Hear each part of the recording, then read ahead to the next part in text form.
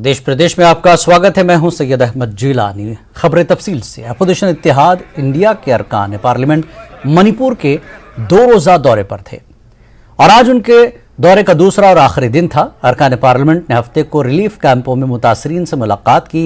आज इत्तेहाद इंडिया के अरकान पार्लियामेंट ने राजभवन में मणिपुर की गवर्नर से मुलाकात की।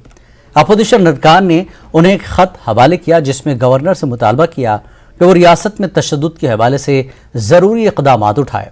अपोजिशन अरकान का कहना था कि इस मामले पर वज़ीर आज़म की खामोशी ज़ाहिर करती है कि वो संजीदा नहीं है। अपोजिशन ने बरहाना तशद्दुद मुतासरा लड़की की मां से भी मुलाकात की। अधीर रंजन चौधरी ने मजीद कहा कि गवर्नर ने मशवरा दिया कि मणिपुर की सूरत हाल का हल तलाश करने के लिए सबको मिलकर काम करना चाहिए। उन्होंने कहा कि सूरत हाल बिगड़ रही है और इससे कौमी सलामती के खदशात बढ़ रहे हैं। बाजरा के केस की वीडियो 19 जुलाई को वायरल हुई थी, जिसके बाद 7 मुलजमान को गिरफ्तार किया गया है। मरकजी हुकूमत ने इस मामले की जांच CBI को सौंप दी है। मणिपुर की राज्यपाल जी से हम लोग मुलाकात करके जो हमारे सारे डेलीगेशन आए थे 21 संसदों, लोकसभा राज्यसभा कुल मिलाकर सारे संसदों की तरफ से ये ज्ञापन सौंपा गए हैं। उन्होंने सहमत जताए, हमारी बात पे सहमत जताई खुद यहाँ के राज्यपाल साहिबा, और उन्होंने ये भी सलाह दिए हैं कि आप सब मिलके मणिपुर की कुकी हो, मेती हो, हर समुदाय की जो नेतागण है, ये नेतागणों से आप चर्चा कीजिए, बात कीजिए और कोई समाधान की रास्ता ढूंढिए। वज़ीर आज़म नरेंद्र मोदी ने आज अपने मन की बात प्रोग्राम के जरिए हमवतनों से बात की। ये PM मोदी के मन की बात का 103वां एपिसोड है। वज़ीर आज़म मोदी ने कहा, कुछ वक्त पहले मैं MP के शहडोल गया था। वहां कबायली भाइयों से मुलाकात हुई। वकारिया गांव के कबायलियों ने कुदरती माहौल और पानी के तहफ़्फ़ुज़ के लिए काम किया है।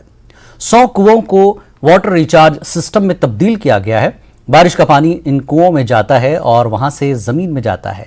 तमाम गांव वालों ने रिचार्ज के लिए 800 कुएं इस्तेमाल करने का हदफ मुकर्रर किया है। पहले मैं MP के शहडोल गया था। वहां मेरी मुलाकात पकरिया गांव के आदिवासी भाई बहनों से हुई थी।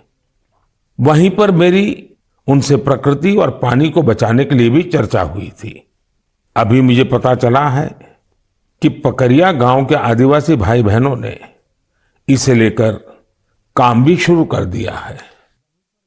यहां प्रशासन की मदद से लोगों ने करीब 100 कुओं को वाटर रिचार्ज सिस्टम में बदल दिया है। बारिश का पानी अब इन कुओं में जाता है और कुओं से ये पानी जमीन के अंदर चला जाता है। इससे इलाके में भू जल स्तर भी धीरे धीरे सुधरेगा। अब सभी गांव वालों ने पूरे क्षेत्र के करीब करीब 800 कुएं को रिचार्ज के लिए उपयोग में लाने का लक्ष्य बनाया है। मरकजी वज़ीर दाखिला अमित शाह ने आज इंदौर के महू से BJP की इंतखाबी मुहिम का आगाज किया। अपने खिताब के दौरान उन्होंने कहा कि आज मुल्क में सबसे बेहतरीन इंतजामिया मध्य प्रदेश का है और हर गांव हर गली में कमल का निशान है। दोबारा हुकूमत BJP की ही बनेगी। CM शिवराज ने कहा कि अमित शाह जीत की राह हमवार करने के लिए आए हैं और इस बार कोई गलती नहीं होगी। कांग्रेस पर हमला करते हुए उन्होंने कहा कि गरीबों और किसानों के लिए जो स्कीमें बंद हैं BJP ने शुरू किया था। मोदी मोदी के नारे मालवा, मध्य प्रदेश और भारत की 130 करोड़ की जनता के सम्मान में नारे लग रहे हैं। मोदी जी ने हर क्षेत्र में भारत को आगे बढ़ाने का काम किया है। विकास के काम इतने हुए हैं कि मैं गिनाने जाऊं तो 7 दिन की भागवत सप्ताह बिठा दे तो भी सूची समाप्त नहीं हुई। 2019 के चुनाव में मध्य प्रदेश की जनता ने भोले शंकर की तरह भारतीय जनता पार्टी पर कृपा कर भारतीय जनता पार्टी की झोली वोटों से भरने का काम कर दिया। 14 में 19 में से 27 सीटें दी और 19 में से 28 सीटें दी। और मित्रों, 2003 से लेकर एक 15-20 महीने का समय छोड़कर लगातार मध्य प्रदेश के अंदर भारतीय जनता पार्टी की सरकार बनाने का काम ये मध्य प्रदेश की जनता ने किया है। मैं मध्य प्रदेश की जनता को प्रणाम करना चाहता हूं। 23 का मध्य प्रदेश विधानसभा के चुनाव की आज शुरुआत होने जा रही है। पूरे मध्य प्रदेश में हर संभाग में इसी तरह के सम्मेलन होने हैं और मध्य प्रदेश में सबसे पहला सम्मेलन मेरे मालवा प्रदेश के अंदर हो रहा है। कमल निशान की भाजपा की सरकार बनने जा रही है और 24 में 19 में एक सीट कम रह गई थी, एक सीट कम रह गई थी ना, 28 आई थी, 24 में 29 की 29 मोदी जी की झोली में डाल दी। मोदी जी के नेतृत्व में हमारा देश आज जहां पहुंचा है, मन गर्व से और आनंद से भर जाता है।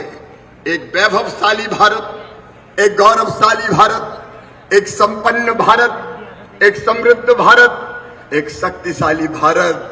आज भारत नहीं, पूरी दुनिया मोदी मोदी मोदी मोदी मोदी मोदी मोदी मोदी का मंत्र जप रही है। तीर्थ दर्शन फिर चालू, केवल रेल से नहीं, अब हवाई जहाज से भी तीर्थ दर्शन करने अपने प्रदेश के बुजुर्ग जा रहे हैं। गरीब बहनों को बेटा बेटी के जन्म के पहले 4,000 और बाद में 12,000 देते थे। वो लड्डू के 12 और 4 16,000 भी कमलनाथ गटक गए, वो भी खा गए। पूरा मध्य प्रदेश भ्रष्टाचार का अड्डा बन गया। चारों तरफ वल्लभ भवन को दी, दलालों का अड्डा बनाया और वो पाप किया तो कमलनाथ ने किया। कई सिंचाई योजनाएं अभी ईओडब्ल्यू में मामले चल रहे हैं। सिंचाई योजनाएं टेंडर हुए और ठेकेदार को एडवांस दे दिया कि ले जा, काम शुरू हो चाहे ना हो, सामग्री आए चाहे ना आए, तुम तो कमीशन दे जाओ और पैसे ले जाओ। मंत्री जी के सपनों को अगर मध्य प्रदेश की धरती पर साकार करना है तो विधानसभा के चुनाव जीत के भारतीय जनता पार्टी की सरकार बनानी होगी। बोलो सही है कि नहीं? मध्य प्रदेश की प्रगति और विकास करना है तो कांग्रेस कभी कर सकती है क्या? तो भी भारतीय जनता पार्टी की सरकार, जनता के कल्याण के काम करना है तो भारतीय जनता पार्टी की सरकार, देश को आगे बढ़ाना है तो भारतीय जनता पार्टी की सरकार। और इसलिए आज मैं आह्वान करता हूं कार्यकर्ता बहनों और भाइयों, अब केवल 3 महीने चुनाव में बचे हैं अमित जी के सामने। मैं आपसे आह्वान कर रहा हूं, ये 3 महीने चुनाव जीतने के लिए भारतीय जनता पार्टी को दे दो। दिन और रात 3 महीना काम करने का संकल्प लो। बोलो सब तैयार है? हिंदुस्तानी खलाई तहकीक एजेंसी इसरो ने इतवार को बैक वक्त 7 सैटेलाइट्स को कामयाबी के साथ खला में रवाना करके एक और तारीख रकम कर दी। इनमें हिंदुस्तानी और 6 सिंगापुर के सैटेलाइट शामिल हैं। इन सैटेलाइटों को PSLV C-56 रॉकेट के जरिए आंध्र प्रदेश के श्रीहरिकोटा से खला में रवाना किया गया। इसरो ने इसी महीने चंद्रयान 3 को कामयाबी के साथ लॉन्च किया था।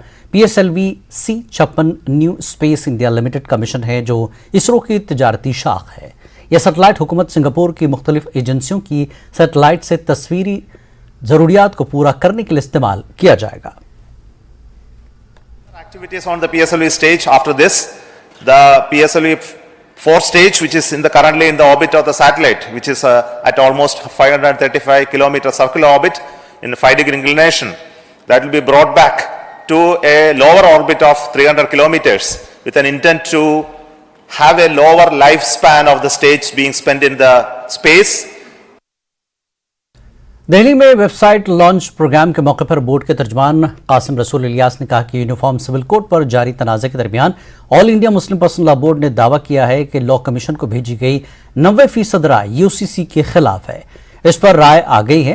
कासिम रसूल ने कहा कि 90% राय मुस्लिम कम्युनिटी ने दी है और वो यूसीसी के खिलाफ है। असल में एग्जैक्टली कितनी जमा किए हैं ये तो कुछ दिन बाद पता चलेगा, इसलिए कि बोर्ड के अलावा जो मुस्लिम तंजीमों ने हैं उन्होंने भी अपनी तस्वीर को जमा किया है। और हमें ये कहते हुए यानी इत्मीनान होता है कि जो लॉ कमीशन कह रहा है कि इतने लाख लोगों ने जमा किया है, उसमें तकरीबन 90% कंट्रीब्यूशन जो है वो हमारा है।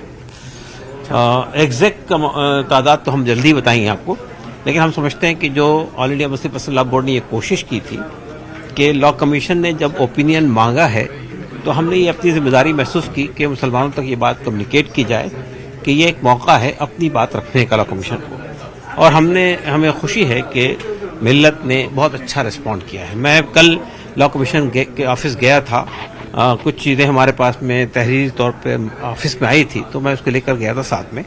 तो मैं उस लॉ कमीशन के ऑफिस में भी गया, वहाँ ढेर लगा हुआ था उन एप्लीकेशंस का, उन ओपिनियंस का जो उन्होंने भेजा है। उसमें अक्सरियत जो मैंने वहाँ देखी है वो मुसलमानों की तरफ से आई है। तो इसका मतलब ये है कि इसका मतलब ये है कि मुसलमानों ने ये बात कम्युनिकेट कर दी है लॉ कमीशन को कि हमारे लिए यूनिफॉर्म सिविल कोड एक्सेप्टेबल नहीं है। 90%। यहाँ रुकेंगे एक ब्रेक के लिए, ब्रेक के बाद फिर लौटते हैं।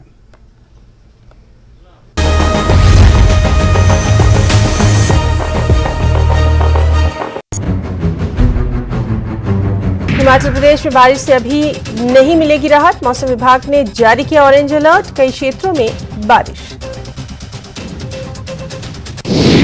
कांगड़ा के बनखंडी में बनेगा प्रदेश का सबसे बड़ा जू, केंद्रीय चिड़ियाघर प्राधिकरण ने दी मंजूरी। सीएम ने ट्वीट करके जताई खुशी।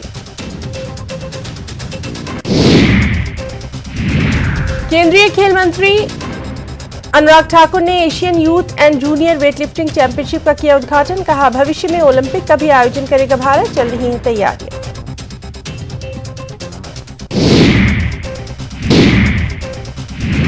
चंबा मिंजर मेले में बाहर के राज्यों से आए व्यापारियों ने लगाए स्टॉल्स। बार बार हो रही बारिश की वजह से व्यापारी निराश, भीड़ कम होने से इस बार व्यापारियों को नुकसान की आशंका। कुल्लू जिले की सब्जी मंडियों में लौट रही है रौनक। किसानों बागबानों को फसलों के मिल रहे हैं उचित दाम। टमाटर, सेब समेत अन्य फसलों से दुकानें भरी, किसानों की देखी जा रही है खुशी। शिमला के कोटगढ़ में कई गांव में जोशीमठ जैसे हालात, कई घरों में दरारें, बुजुर्ग महिला का घर कराया गया खाली, लोगों में गुस्सा। देश प्रदेश में एक बार फिर आपका स्वागत है। कश्मीर में 3 दहाइयों बाद सिनेमा थिएटरों का अहिया हो रहा है। ये तब्दीली खित्ते में तफरीही और फनकाराना इजहार के एक नए दौर की निशानदही करती है। पेश है सरोज कफील की खास रिपोर्ट। प्यार करना मेरी मजबूरी ना समझना, मैं लड़की हूँ, ये मेरी कमजोरी ना समझना।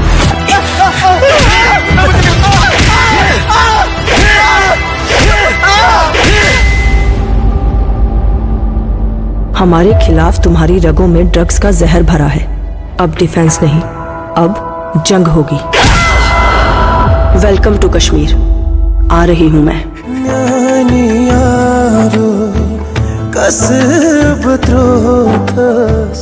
सिल्वर स्क्रीन ने 3 दहाइयों से ज्यादा की गैर मौजूदगी के बाद इस साल श्रीनगर में वापसी की है। जम्मू कश्मीर इंतजामिया ने अब लोगों को बड़ी स्क्रीन का तजुर्बा फराहम करने के लिए हर जिले में एक सिनेमा हॉल कायम करने का वादा किया है।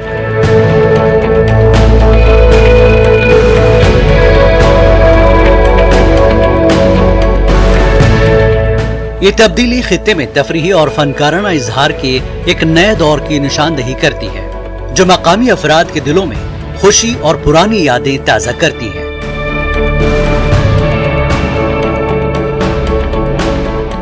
बारामूला में सिनेमा की बहाली वादी में होने वाली मुस्बत तब्दीलियों का सबूत है। ये कोशिश वादी के सकाफती ताने बाने को बहाल करने की तरफ एक अहम कदम है। खित्ते में सिनेमा के तजुर्बात तक रसाई को नौजवान और बुजुर्ग दोनों ने जोश खरोश के साथ कबूल किया। सिनेमा के माजी के दिनों की यादें ताजा हुई और नई नस्ल बड़ी स्क्रीन की सहर अंगेजी से वाकिफ हुई। बहुत ही अच्छा रेस्पॉन्स रहा और कश्मीरी कल्चर जो है, कश्मीरी का जो सिनेमा कल्चर है वो वापस रिवाइव कर रहा है। तो हम आशा यही करते हैं हर एक डिस्ट्रिक्ट में, हर एक ज़िले में ये जो अपना सिनेमा का जो कल्चर है वो वापस रिवाइव हो जाए।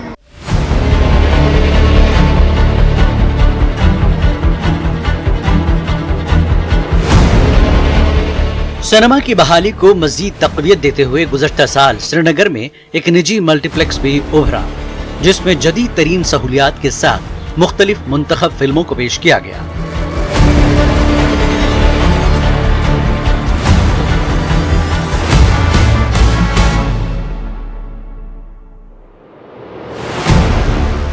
मल्टीप्लेक्स का इफ्तिताह न सिर्फ मकामी आबादी के लिए सिनेमा के तजुर्बे को बढ़ाता है, बल्कि एक तफरीही मरकज के तौर पर वादी की सलाहियत में बढ़ती हुई सरमायाकारी और एतमाद को भी जाहिर करता है।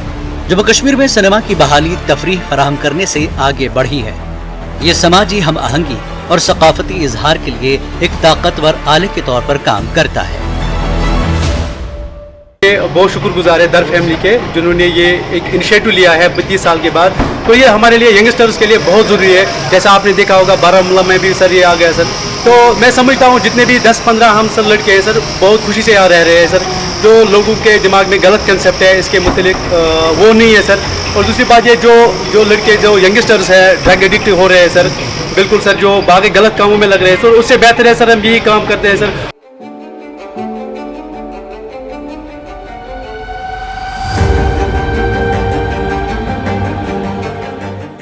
माहिर तालीम सिनेमा के मालिक और फिल्मों के शायक विजय धर ने 65 साल पहले कश्मीर में ब्रॉडवे के सबसे मशहूर सिनेमा घरों में से एक शुरू किया, लेकिन फिर 90 की दहाई के अवाइल में जब मिलिटेंटों के ग्रुप ने वादी में थिएटरों को बंद करने का हुक्म दिया, फिर विजय धर को तवील इंतजार करना पड़ा। नामसाइद हालात में थिएटर बंद होने के बाद धर ने वादी में फिल्मी कल्चर को बहाल करने के लिए 32 साल बाद श्रीनगर में पहला मल्टीप्लेक्स खोला। फिल्म साज करण जौहर को एक हालिया वीडियो में विजय धर की तारीफ करते हुए देखा गया। ऐसी चीज है जिसके साथ कश्मीर हैज बीन एसोसिएटेड। मुझे याद है कि हम लोग भी कॉलेज से भाग के पहला शो देखते थे, और ये नहीं इतनी फिल्में यहाँ पे हैं जिनको लोगों ने यहाँ के सहारा बहुत बहुत ज़्यादा। पहले रिसेंटली आपने पढ़ा ही होगा कि Pathaan did very well, which is a great thing. हमारे लिए बहुत फ़ख्र की बात है कि अगर हमने ये शुरू किया और लोगों ने इसको रिस्पॉन्स अच्छा दिया। And I want to share my immense gratitude to Vijay Dhar Saab. Thank you so much for your love and support. Thank you from the bottom of my heart, and thank you to the people of Kashmir for giving us so much love.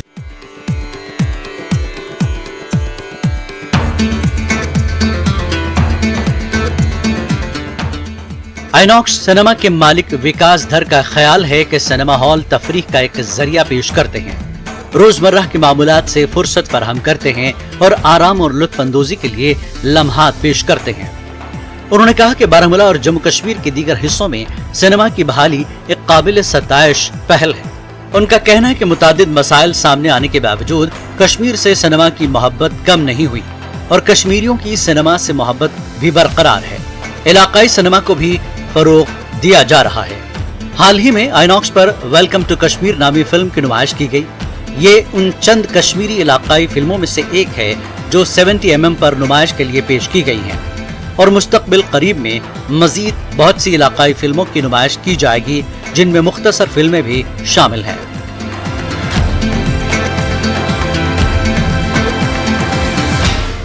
हूँ कि जितने cinema खुलेंगे कश्मीर के नौजवानों के लिए अच्छी चीज़ है, क्योंकि मुझे लगता है कि जो बड़े पर्दे पे आप देखते हैं, जो कल्चरल एक्सचेंजेस होते हैं, देखिए बड़े पर्दे पे कोई पिक्चर देखना आपका दायरा भी थोड़ा, दिमाग का दायरा भी थोड़ा बड़ा हो जाता है। आप बड़े सपने देखने लगते हैं।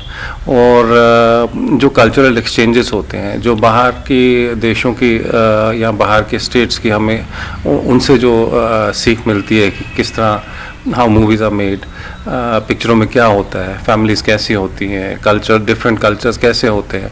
I think these are important things. मेरा मकसद कि दुनिया की हर एक लड़की खुश रहे और सलामत रहे। तेरे दिन पे भारी ये रात कब तक, ये मजबूरियाँ ये हालात कब तक, जब करने पे आए तो कुछ और है तो। सिनेमा हॉल लोगों को एक मुश्तरका जगह पर इकट्ठा करते हैं, कम्युनिटी और ताल्लुक के एहसास को फरोग देते हैं। फिल्म देखने का इज्तिमाई तजुर्बा समाजी मेल जोल, मकालमे और मुश्तरका जज्बात की हौसला अफजाई करता है। समाजी